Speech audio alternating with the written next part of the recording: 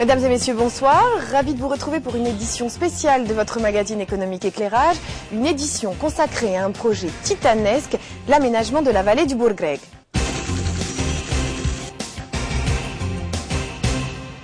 Chantier pharaonique, l'aménagement des rives du Bourgreg est le projet d'urbanisme le plus ambitieux du Maroc pour les 10 ans à venir. Alors comment mène-t-on un tel chantier? Reportage dans quelques instants. Mais le projet Bourgreg ne concerne pas seulement les deux rives du fleuve. Environnement, circulation, protection du patrimoine, autant de chantiers qui ont pu enfin être ouverts à Rabat et Salé. Enfin, coup de projecteur sur deux métropoles en plein chantier, Séville et Marseille. Alors comment de l'autre côté de la Méditerranée mène-t-on des grands projets d'urbanisme? Une enquête d'éclairage. «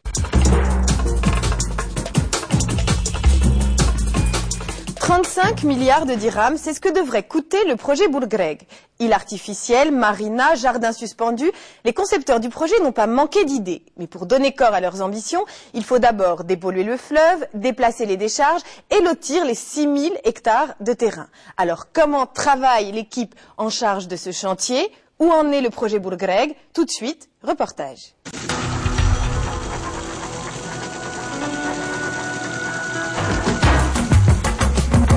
L'aménagement de la vallée du Bourgreg, un serpent de mer. À Rabat comme à Salé, il y a ceux qui en ont vaguement entendu parler et ceux à qui ce projet ne dit mais alors rien du tout.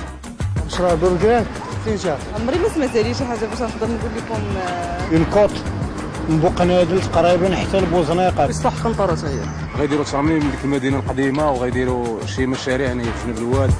Pourtant cette fois le projet est bien sur les rails, un projet d'au moins 35 milliards de dirhams, à vrai dire. C'est le projet le plus ambitieux du Maroc pour les 10 ans à venir.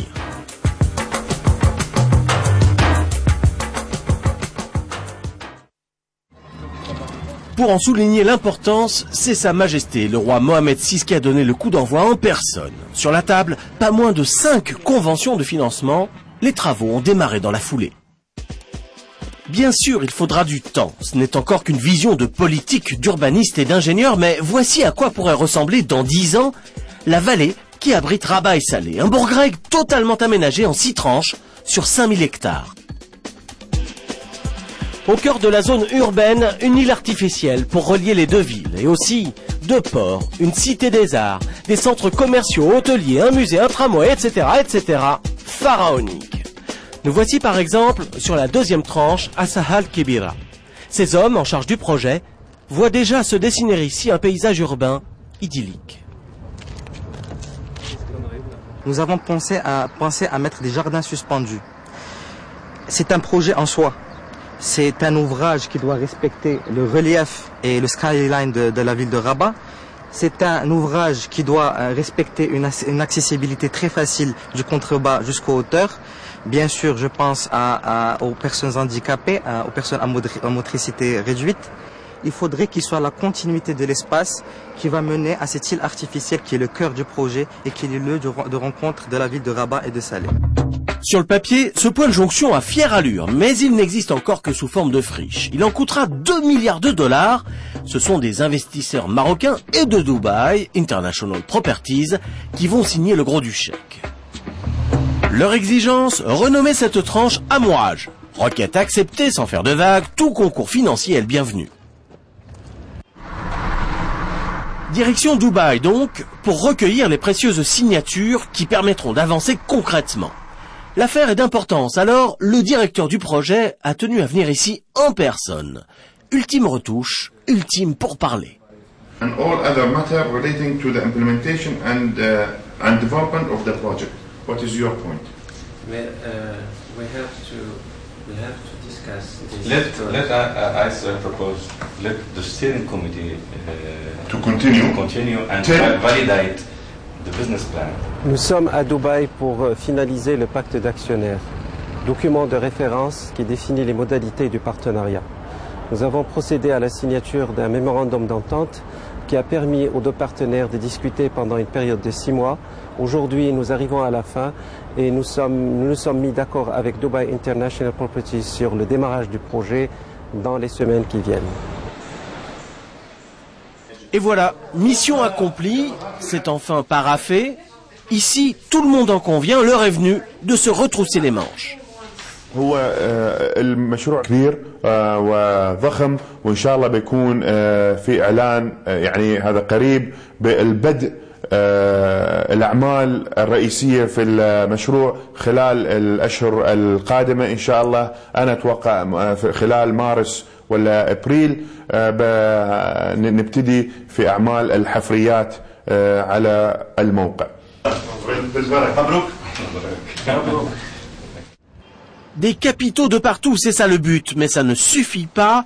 Il faudra aussi imposer une bonne coordination entre les deux villes. Alors, pour le projet, une agence spéciale a été créée. Elle centralise les décisions, récupérant au passage certaines prérogatives des municipalités. À Salé comme à Rabat, les maires ont dû se faire une raison. Nous estimons que c'est le seul moyen d'aller plus vite, d'aller très vite et transcender toutes les difficultés et les procédures administratives qui sont très lentes. On a vu l'aménagement de Sofia Antipolis, nous avons vu un certain nombre de projets qui se sont faits, que ce soit à Paris, à Londres, à Rome, à Dubaï. Eh ben, ils ont créé une institution qui a permis donc de concentrer toutes les attributions pour pouvoir autoriser très rapidement. Le maire de la capitale serait pourtant fondé à protester. Après tout, l'aménagement de la vallée du Bourgreg lui profitera moins qu'à son collègue de la rive d'en face. C'est ce qu'on nous confirme ici, dans les bureaux pourtant rebâtis de la future agence spéciale. Le projet a des retombées importantes sur l'agglomération Rabat et Salé. Salé va recevoir des investissements importants en aménagement. On peut en citer la Cité des Arts et des Métiers, le port de Plaisance, le lac artificiel, la cité mixte, le technopole. C'est la ville de Salé qui va profiter d'une manière importante de ce projet d'aménagement de la vallée du Bourgreg. Rabat aussi profitera du projet. Une bouffée d'oxygène pour une ville dortoir. Et même si pour Salé, le risque existe d'être un jour absorbé par sa puissante voisine, aux yeux du maire, ce coup de pouce n'est que justice. Ce projet vient réparer cette relation entre les deux villes, Rabat et Salé, et il servira de trait d'union. Et sans doute, les deux villes apporteront quelque chose au Bourgreg, et le Bourgreg apporte énormément de choses aux deux villes. Contrairement à Rabat qui est saturé d'immobilier, des espaces restent disponibles à Salé. Ce foncier servira à l'aménagement du Bourgreg. Quant à ceux qui exploitent déjà une partie de ces espaces, ils seront soit intégrés au projet, soit indemnisés. Même les parties les plus reculées seront concernées par l'expropriation. À quelques kilomètres des centres-villes, bienvenue sur les coteaux d'Akrech. Ici, c'est la 4e tranche du projet, un espace où l'agence a l'ambition de construire un grand bassin. L'objectif, c'est aussi de reboiser la région, ça se fera avec ou sans les propriétaires. Sakl explique sa méthode. Voir s'il est possible de faire admettre aux propriétaires de planter eux-mêmes et de tirer profit de cette plantation, de ces plantations. Sinon, ils peuvent faire l'objet d'une acquisition par l'aménageur pour arriver à planter les coteaux du Bourgreg. 15 km le long du fleuve du barrage à l'embouchure, c'est l'étendue du futur chantier. Côté Salé sera construite une marina fluviale pouvant accueillir 350 bateaux de plaisance. Difficile à imaginer bien sûr car l'heure est encore au va-et-vient des engins de terrassement, mais cet endroit pourrait bien devenir un pôle d'attraction touristique créateur de milliers et de milliers d'emplois. Plus ou moins 1 mois et demi de travaux, donc vous voyez, donc on a terrassé à peu près 40 à 45% donc des matériaux qu'il fallait excaver.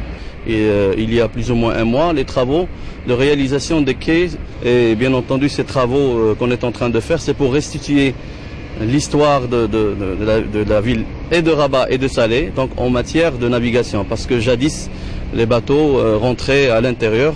Donc maintenant, ce qu'on est en train d'envisager, c'est de faire rentrer les bateaux de plaisance qui vont avoir des quais sur la rive gauche et aussi sur la rive droite.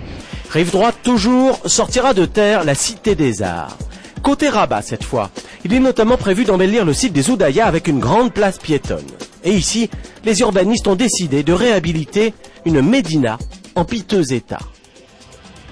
L'aménagement de la vallée du Bourgreg prévoit dans cette séquence de restaurer les bâtiments qui offrent un intérêt historique et culturel, de démolir certains bâtiments qui ont été construits et qui ont envahi le front de cette médina, de réaménager des circuits à l'intérieur de la médina qui feront que le niveau des équipements qui existent actuellement, qu'ils soient commerciaux, culturels ou touristiques ou de loisirs, relèvent un petit peu le niveau de vie intérieure.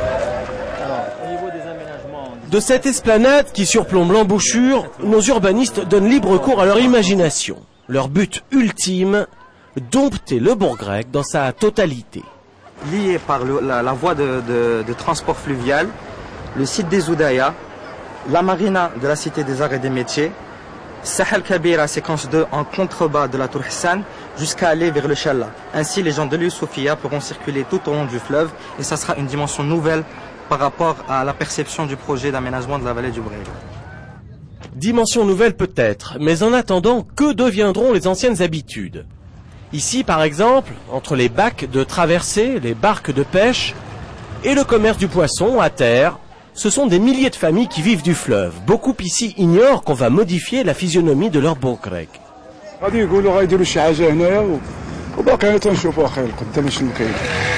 Mais d'autres, à vrai dire les mieux informés, fondent beaucoup d'espoir dans ce projet.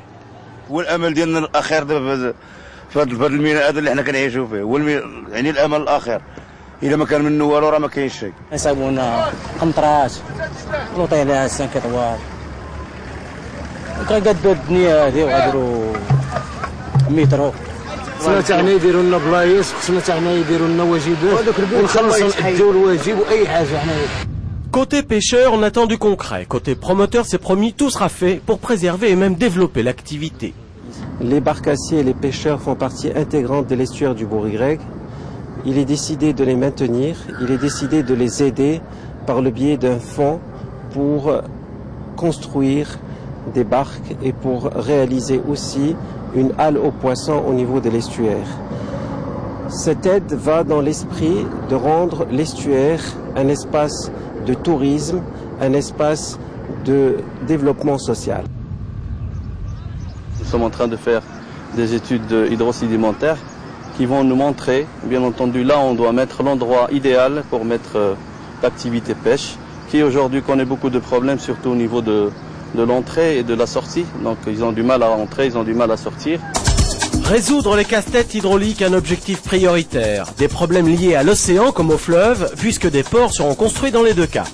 Et comme si ça ne suffisait pas, l'aménageur s'est inventé d'autres défis aquatiques. Sur la 3e tranche, il est prévu, en plus de la technopole et du complexe touristique, la création d'un lac artificiel. Et ce n'est pas un caprice, il faudra de toute façon faire des travaux de terrassement. On avait le choix, soit à concevoir, disons, une option de ramener la terre d'une autre région, d'une carrière et puis de la déplacer sur place, ou bien de creuser sur place et de déplacer les matériaux vers la piste urbaine et profiter de toute cette excavation pour justement faire une base nautique qui est le lac artificiel de 120 hectares. Le spécialiste de l'eau, c'est lui, l'homme aux lunettes. Monsef Ziani est l'ingénieur mandaté par l'agence pour mener les différentes études hydrauliques. Son souci numéro 1 à lui, ce n'est pas l'esthétique du fleuve, mais la sécurité de ses rives. L'espace que vous voyez de l'autre côté de la rivière, sur la rive droite, est une zone tout à fait inondable, mais elle sera protégée de manière à ce qu'on puisse construire en toute sécurité. Et il a fallu donc faire une modélisation mathématique très poussée de toute cette zone, de manière à simuler les conditions topographiques, les conditions bathymétriques et les conditions géologiques, et voir exactement comment se comporte la vallée et quelles sont les zones qui sont inondées. L'examen minutieux du terrain, une étape incontournable. Mais pour Monsef, c'est aussi dans les bureaux que ça se passe. Ici, pour la mission Bourg-Grec, 12 ingénieurs sont mobilisés à plein temps. Ces experts sont virtuellement capables de prévoir les crues du fleuve. Donc là, vous voyez l'arrivée de l'eau qui se trouve bloquée par le remblai du chemin de fer, le remblai de la voie ferrée. Et donc l'eau étant bloquée, elle commence à s'étendre sur la rive droite. Donc vous voyez un peu l'eau qui submerge toute cette partie basse de la vallée. Agir sur le fleuve, agir aussi à l'embouchure, que ce soit pour construire un port en toute sécurité ou simplement attirer les vacanciers, il va bien falloir aménager une plage digne de ce nom. Chaque